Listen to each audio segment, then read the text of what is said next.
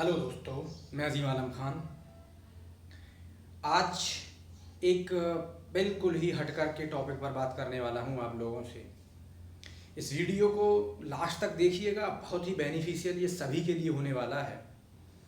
मैं आज बात करने जा रहा हूं एक जो वीडियो वायरल हो रहा है, एक मशहूर मोटिवेशनल स्पीकर हैं हमारे देश के, उनके बारे में।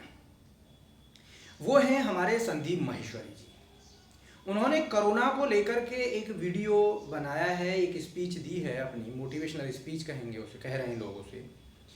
और उन्होंने उसमें ये प्रूफ कर दिया है, करने की कोशिश की है कि कोरोना से नहीं डरना चाहिए, कोरोना कोई थ्रेट नहीं है, सिर्फ हमको डराया जा रहा है कोरोना के नाम पर। घूमना शुरू कर दीजिए। तो देखिए, इस चीज़ में आगे जाने से पहले मैं आपको थोड़ा सा एक चीज़ बताऊं यहाँ पर कि देखिए, जितने भी मोटिवेशनल स्पीकर्स होते हैं ये प्रैक्टिकलिटी से काफ़ी दूर की बातें करते हैं। इनकी जितनी भी स्पीचेस होती हैं उसका 80% कंटेंट प्रैक्टिकलिटी से दूर होता है। थियोरेटिकल एस्पेक्ट पर ज़्यादा बिलीव करते हैं ये लोग। क्यों? क्योंकि इन लोगों को जनता को अपनी तरफ आकर्षित करना होता है। उस आकर्षित करने के चक्कर में, क्योंकि ये प्रोफेशनल लोग हो गए हैं, तो ये प्रैक्टिकलिटी से काफ़ी दूर थियोरेटिकल बातें करते हैं। और इसी वजह से अक्सर ये देखा जा रहा है आजकल कि हमारा जो एक यूथ है वो बहुत डिप्रेशन में है। वो डिप्रेशन में क्यों है? इन लोगों की वजह से ही, क्योंकि वो इनकी थॉट्स को सुनकर के उस प्रैक्टिकलिटी, जो चीज़ प्रैक्टिकली पॉसिबल नहीं है, उसको प्रैक्टिकली अपनी ज़िंदगी में लाने की कोशिश करता है। और वो क्योंकि थियोरेटिकल चीज़ है, प्रैक्टिकली पॉसिबल नहीं है, फिर वो जो है डिप्रेशन का शिकार होता है और प्रॉब्लम में आता है। बिल्कुल इस तरीके से मानिए जैसे एक ज़माने में जब शक्तिमान चलता था, तो हमारे जो छोटे बच्चे थे वो शक्तिमान समझ करके कि मैं शक्तिमान की तरह से कूद जाऊंगा तो जिंदा बच जाऊंगा। काफ़ी बच्चों ने उस वक्त पर सुसाइडल अटैक किए, छोटे बच्चों ने, और छतों से कूदे। काफ़ी केसेस आते थे एक वक्त में शक्तिमान के, क्योंकि वो बच्चे भी नहीं जानते थे कि शक्तिमान प्रैक्टिकल नहीं है, वो रील में है, रियल लाइफ में नहीं हो सकता। वैसे ही ये लोगों को प्रैक्टिकल चीज़ों से दूर रख करके थियोरेटिकल एस्पेक्ट की बात करते हैं और लोग परेशानी में चले जाते हैं, क्योंकि उन्हें अपनी व्यूअरशिप बढ़ानी होती है। जैसे अब मैं आज संदीप माहेश्वरी जी का जो वीडियो है उस पर बात करूँगा। उन्होंने इतना, मैं बात बताने जा रहा हूँ आपको, इतना गलत वीडियो बनाया है, इतनी गलत उसमें मैसेज दिया है कि उसकी वजह से, क्योंकि इनके फॉलोअर्स करोड़ों में हैं, उस वीडियो को अब तक करोड़ों लोग देख चुके होंगे, लाखों की तादाद में लोग उसको शेयर कर रहे हैं, तो मानिए कि लोग उस पर बिलीव भी कर रहे होंगे। इसका मतलब तो इन्होंने कोरोना के जो खिलाफ लड़ाई है हमारी, उसको बहुत वीक किया है। हमारे देश को जो एक थ्रेट है कोरोना से, उसको और ज़्यादा जो है थ्रेट को बढ़ाया है। तो मैं तो ये कहूँगा यहाँ से कि उनको जो है देश से माफ़ी मांगनी चाहिए और एक वीडियो उसका काउंटर बनाना चाहिए कि इन्होंने वाकई जो है वो प्रैक्टिकल बातें नहीं की हैं, थियोरेटिकल बातें की हैं, और जनता को उस जो रियलिटी है उससे वाकिफ़ कराना चाहिए। तो देखिए, अब मैं बात करता हूँ इनके बारे में। उन्होंने देखिए क्या क्या बातें उस वीडियो में कही हैं। ज़्यादातर लोग आप जानते हैं, उसको गलत बताता हूँ कैसे गलत है। कि देखिए, इन्होंने कहा कि साहब जो डेथ रेट है मैथमेटिकली प्रूव करने की कोशिश की कि 0.1% के आसपास है। जिस दिन उन्होंने वीडियो बनाया उस दिन का बात कर रहे हैं कि करीब 2 लाख के, 2.25 लाख के आसपास उस दिन केस थे, और बाद में जो केसेस हैं अब तो खैर 3.25 लाख से ज़्यादा चले गए। कह रहे हैं तब तक 5,000 सिर्फ डेथ थी। कह रहे हैं कि इसका मतलब ये डेथ रेट जो है 0.01% के आसपास भी नहीं है। इससे तो अब नहीं डरना चाहिए। वहाँ पर ही उन्होंने एक लेम एग्जाम्पल दिया कि साहब इससे ज़्यादा डेथ तो एक्सीडेंट से हो जाती हैं डेली, तो क्या हमें ट्रैवल करना बंद कर देना चाहिए? कुछ ऐसी बातें उन्होंने कही। एक वहाँ पर एक हंसी आती है मुझे, और ये उन्होंने एक क्राइम भी किया है। ये कहा कि इंसान हेलमेट लगा करके नहीं चलता है, मास्क लगा करके चल रहा है। इसका मतलब वो ये कहना चाह रहे हैं कि हेलमेट लगाना, मैं भी मानता हूँ हेलमेट लगाकर चलना बहुत ज़रूरी है, आपको चलना चाहिए, लेकिन क्या इसका मतलब वो ये कहना चाह रहे हैं कि मास्क लगा करके नहीं चलना चाहिए? ये पैनिक क्रिएट हो रहा है इससे। संदीप जी, अगर आप सुन रहे हो तो आप भी, या जो लोग आप सुन रहे हैं तो आप समझिए इस चीज़ को कि क्या आपने कभी ऐसा होता देखा कि जब किसी इंसान का एक्सीडेंट हो गया हो तो लोग उससे दूर भाग गए हों, उसे टच नहीं कर रहे हों, पुलिस उससे उठा करके गाड़ी में ले डाल करके मेडिकल ट्रीटमेंट के लिए नहीं ले जा रही हो, या जिसका एक्सीडेंट से डेथ हो गई है उसके घर वालों ने उसकी डेड बॉडी को लेने से मना कर दिया हो, या डॉक्टर्स ने कह दिया हो कि तुम्हें इसकी डेड बॉडी को छूने नहीं देंगे, या घर वाले जो हैं या फैमिली वाले जो हैं उसकी डेड बॉडी के पास आने से रुक रहे हों। क्या आपने कभी ऐसा देखा कि अगर किसी ने एक्सीडेंट होता हुआ देख लिया तो उसका भी एक्सीडेंट हो गया हो? क्या आपने ऐसा होता हुआ देखा कि जिसने एक्सीडेंट होते हुए इंसान को बचाने की कोशिश की, उसे ले जाने की कोशिश की, उसका भी कल एक्सीडेंट हो गया हो, वो भी कल एक्सीडेंट से मर गया हो? कभी होता देखा है ऐसा आपने? ऐसा नहीं होता देखा। लेकिन कोरोना के केस में आप ऐसा देख रहे हैं। अगर आप कोरोना के पेशेंट के कांटेक्ट में आ गए हैं तो चांसेस हैं कि आपको कोरोना हो जाएगा। अगर कोरोना से जिसकी डेथ हो गई है उसका आपने अंतिम संस्कार फ्रीली किया जैसे नॉर्मल पेशेंट का करते हैं तो आपको कोरोना होने के चांसेस हैं। आपको कोरोना पेशेंट की डेड बॉडी नहीं दी जाएगी, आपको उसके कांटेक्ट में नहीं आने दिया जाएगा। जिसको आपने सुन लिया इसको कोरोना है, आप उससे 100 मीटर दूर भागेंगे। उसको पुलिस पकड़ करके मेडिकल ट्रीटमेंट के लिए नहीं लेके जाती है, बाकायदा पूरी मेडिकल टीम आती है तब उसे लेकर के जाते हैं। एक्सीडेंट वाले के टच में आने से एक्सीडेंट नहीं होता, कोरोना वाले के टच में आने से कोरोना होता है। मतलब क्या हुआ? आप हेलमेट लगा करके नहीं जा रहे हैं, अगर आप प्रिकॉशन लेकर के गाड़ी चला रहे हैं, रफ ड्राइविंग नहीं कर रहे हैं, सही से चल रहे हैं, तो आप शाम तक घर सेफली वापस आ जाएंगे। लेकिन आप प्रिकॉशंस के साथ नहीं चल रहे हैं, मास्क नहीं लगा रहे हैं, सैनिटाइजर्स नहीं यूज कर रहे हैं, भीड़ में घूम रहे हैं, तो ये तय है कि आपको कोरोना हो जाएगा। यानी कोरोना और एक्सीडेंट का कोई कंपैरिजन नहीं है। वो कह रहे हैं कि जस्ट 5000 डेथ हुई है अब तक, घबराना नहीं चाहिए। क्या गलत उल्टी बातें कर रहे हो? क्या आप नहीं जानते हो कि कोरोना का स्प्रेड रेट कितना फास्ट है? अगर हमने लॉकडाउन नहीं किया होता, क्वारंटीन नहीं किया होता पेशेंट्स को पकड़ पकड़ करके, आज की डेट में कितना हो गया होता? कम से कम 70 करोड़ जनता आज की डेट में कोरोना पॉजिटिव होगी होती। जिस दिन की वो बात कर रहे हैं उस दिन भी 20 करोड़ जनता कोरोना पॉजिटिव होती। वो बात कर रहे हैं कि 80% लोग तो यूं ही ठीक हो जाते हैं, लेकिन जनाब जिन 20% लोगों को मेडिकल ट्रीटमेंट की जरूरत पड़ती है, क्या आप समझ रहे हैं 70% का 20% जब निकालेंगे 70 करोड़ का कितना करोड़ होगा? वो 14 करोड़, 14 लाख करोड़, 14 करोड़ लोग, सॉरी 14 करोड़ लोग। क्या आपको ये नहीं लगता कि 14 करोड़ लोगों का एक साथ हम ट्रीटमेंट कर सकते हैं हमारे देश में? क्या आपको ये समझ में नहीं आना चाहिए कि 14 करोड़ लोग अगर एक साथ बीमार हो जाए तो हमारी जो बेसिक दवाइयां हैं, हाइड्रोक्सीक्लोरोक्वीन हो या सिंपल पैरासीटामोल की कमी आ जाएगी देश में। यानी जिन लोगों को आज हम कम पेशेंट होने की वजह से वेंटिलेटर लगा करके आईसीयू में ले जा करके बचा ले रहे हैं, फिर जो लोग बच जा रहे हैं उनकी तो छोड़िए, वेंटिलेटर की तो बात ही छोड़िए, जब हम लोगों को सिंपल हाइड्रोक्सीक्लोरोक्वीन या पैरासीटामोल नहीं दे पाएंगे तो उन 20% लोगों में से मालूम है डेथ परसेंट कितना होगा? 10% लोग, उनमें से कम 50% लोग, यानी 14 करोड़ में से 7 करोड़ लोग मर गए होते अगर हमने ये प्रिकॉशंस नहीं लिए होते। दोस्तों डरा नहीं रहा हूं मैं, घबराने की बात नहीं है, डरिए इस चीज से, बेशक डरिए। अगर पैनिक हो रहा है तो आपके अंदर बेशक पैनिक क्रिएट करिए, लेकिन इस पैनिक का मतलब ये नहीं है कि आप जो है घर में बैठकर डिप्रेशन हो जाए। इस पैनिक का मतलब है सेफ्टी मेजर्स लीजिए, प्रिकॉशन लीजिए, काम पर जाइए, घर के बाहर जाइए, लेकिन मास्क लगा करके जाइए, सैनिटाइजर्स का इस्तेमाल करिए, प्रॉपर हैंड वॉशिंग करिए, भीड़ वाली जगह से जाने से परहेज करिए। अपने घर के बुजुर्गों से कहिए कि वो अगर काम नहीं है बाहर ना जाएं। अपनी दादी से कहिए बराबर वाली दादी से, बराबर वाली आंटी से मिलने ना जाएं। बराबर वाली आंटी से कहिए आपके घर ना आए। शादियों में मत जाइए, मार्केट में कम जाइए, जाना है तो एक लोग जाइए, एक के साथ 3 लोग बाइक पर बैठ करके मत जाइए, गाड़ी में 5 लोग बैठ करके मत जाइए एक के काम के लिए। डरिए, इसलिए डरिए कि कम निकलिए, प्रिकॉशंस लीजिए।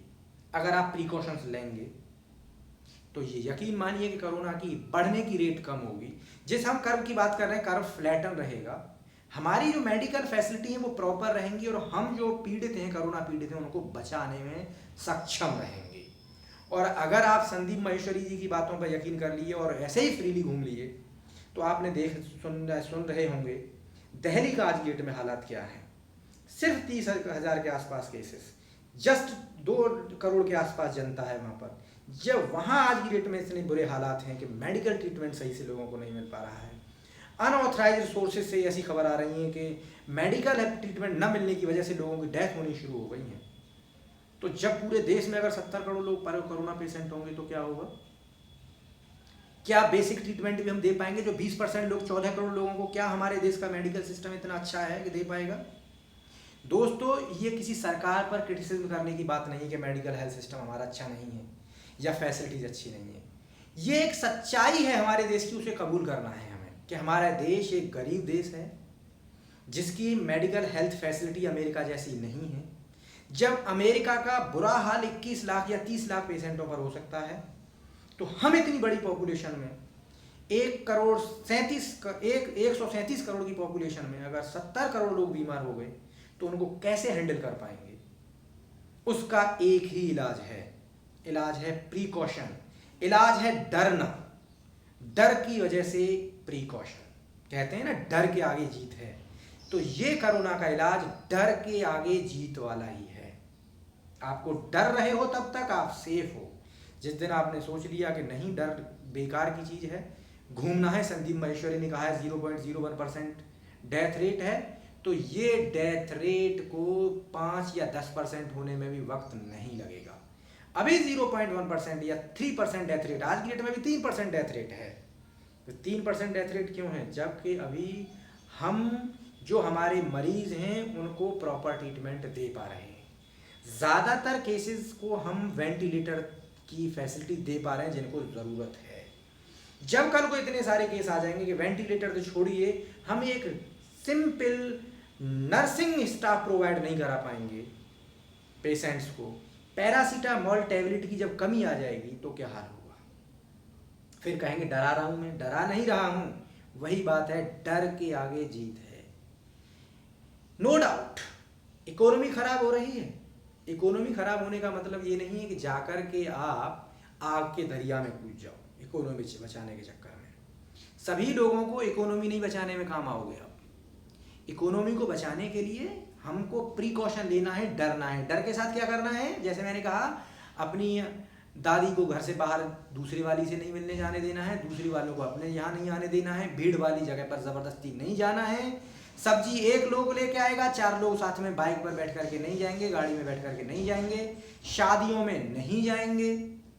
जब घर के बाहर जाएंगे मास्क लगाएंगे, हैंड वॉशिंग करेंगे, सैनिटाइजेशन करेंगे।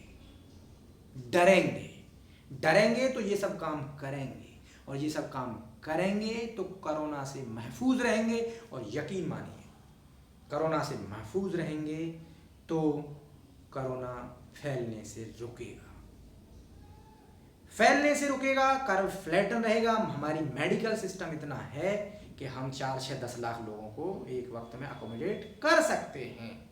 लेकिन ये अगर 50 लाख से ऊपर गलती से भी पहुंच गया तो फिर सिचुएशन अनकंट्रोल्ड हो जाएगी। और वो सिचुएशन अनकंट्रोल्ड कब होगी? जब आप संदीप माहेश्वरी जैसे थियोरेटिकल स्पीकर्स की बातों पर बिलीव करोगे, कोरोना को एक्सीडेंट के साथ कंपेयर करोगे, तो ऐसा होगा। फिर आपको डरने की जरूरत नहीं पड़ेगी, आपको मरने की जरूरत पड़ेगी। डरने का मौका नहीं मिलेगा। उन्होंने बड़ा अच्छा हंसने लायक एग्जाम्पल दिया कि लॉकडाउन करना कुछ ऐसे है कि 10 दरवाजे हैं, बाढ़ आ गई, एक दरवाजे को अच्छा करते जा रहे हो। अरे क्या गलत उल्टी बात कर रहे हो। कोरोना बाढ़ नहीं है, बाढ़ का पानी नहीं है। कोरोना एक ही दरवाजे से एंट्री ले सकता है। आपके घर में 10 नहीं 50 दरवाजे हों, एंट्री गेट एक है बस इसका। वो एंट्री गेट क्या है? आपका इससे डर का दूर हो जाना। आप के दिल से इसका डर निकल गया, कोरोना आपके घर के अंदर आ जाएगा। जब तक आपने वो डर वाला दरवाजा बंद कर रखा है, तब तक कोरोना आपके घर के बाहर है। डर से मतलब मुराद क्या है? जो मैंने कहा तमाम प्रिकॉशंस ले करके काम करिए, बिना ज़रूरत मार्केट में मत टहलिए, सभी काम करिए। सभी काम करके भी कोरोना को हराया जा सकता है। ऐसे एग्जाम्पल्स हैं, छोटे छोटे देशों ने प्रूफ करके दिखाया है, हराया जा सकता है प्रिकॉशंस लेकर के, लेकिन फ्रीली घूम करके नहीं। बात इकोनॉमी की कर रहे हैं, इकोनॉमी खराब हो रही है, इसलिए कोरोना से डरिए मत। इकोनॉमी सही बात है खराब हुई है कोरोना में, वो पहले भी खराब थी। जॉब्स कोरोना में ही नहीं गई, कोरोना से पहले भी गई थी। ये इसमें भी हमारी गलती है। हमारी गलती कहाँ है? हम कोरोना से प्रॉपरली, जो लॉकडाउन का पीरियड था उसमें डरे नहीं। हमने कोरोना को डर को दिल पर नहीं लिया और हम मार्केट में घूमते रहे। ज्यादातर लोग लॉकडाउन को, जिनकी मजबूरी थी, मजदूरों की समझ में आता हूँ, बेचारे मजदूरों की मजबूरी थी घर से बाहर निकलना, लेकिन जो अपने घरों में थे उनकी क्या मजबूरी थी कि घर के बाहर दरवाजे पर ही आकर के बैठते हैं। पुलिस आई तो घर के अंदर, पुलिस गई तो दरवाजे के बाहर। उनकी क्या मजबूरी थी? उनकी मजबूरी यही थी कि उनके अंदर कोरोना का डर नहीं था।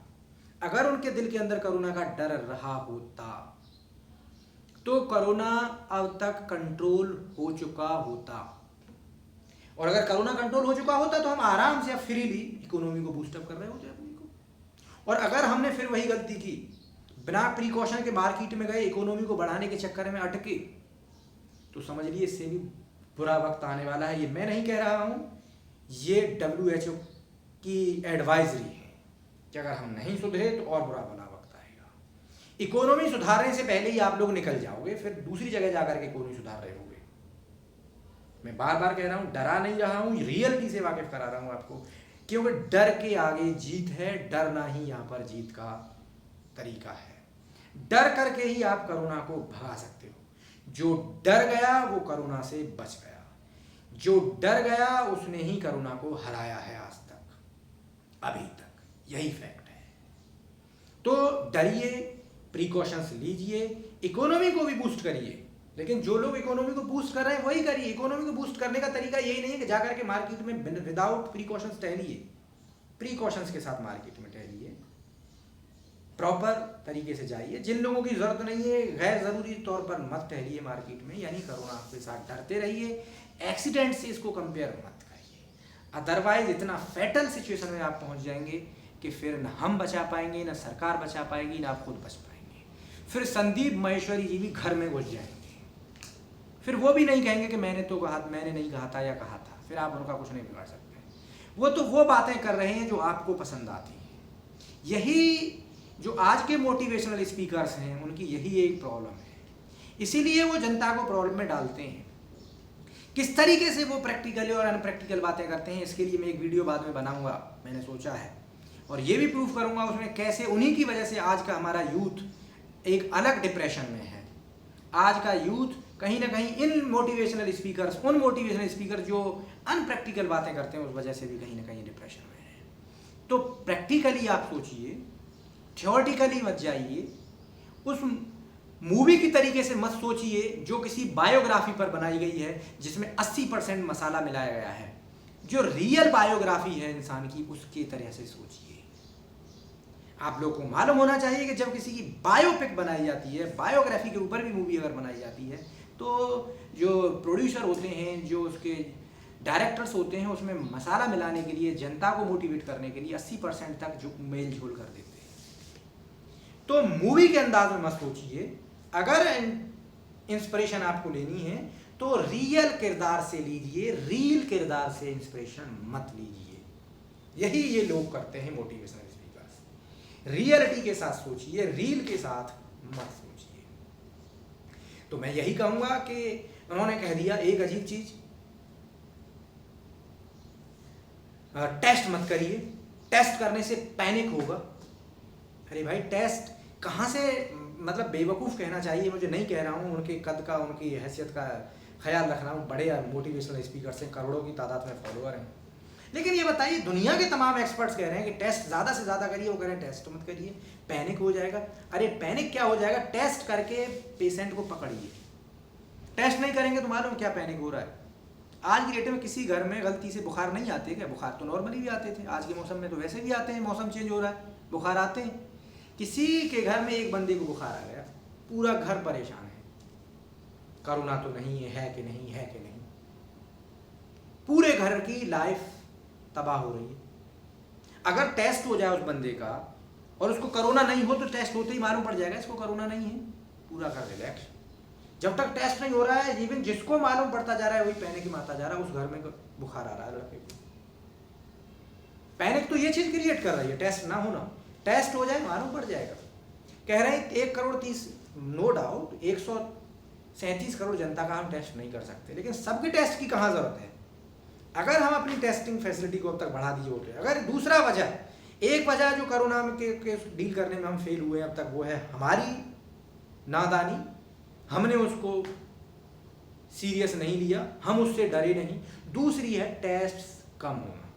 अगर टेस्ट पहले से ही हमने बहुत ज़्यादा कर दिए होते, या आज भी हम अपनी टेस्ट रेट 1.5 लाख से बढ़ा करके कुछ दिन के लिए कर दें, जो हमने अब तक 50 लाख टेस्ट किए हैं, अगले 5 दिन में 50 लाख टेस्ट कर दें, मैं कह रहा हूँ कोरोना को हम कंट्रोल कर लेंगे। और टेस्टिंग की भी एक मैं आइडिया और दे देता हूँ यहाँ से, अगर सरकार सुन रही हो, नुमाइंदे सुन रहे हो उसके, कि पूल टेस्टिंग करिए, इंडिविजुअल टेस्टिंग नहीं, पूल टेस्टिंग करिए। वो लोग जानते हैं पूल टेस्टिंग क्या होगी, आपको जानने की जरूरत नहीं है।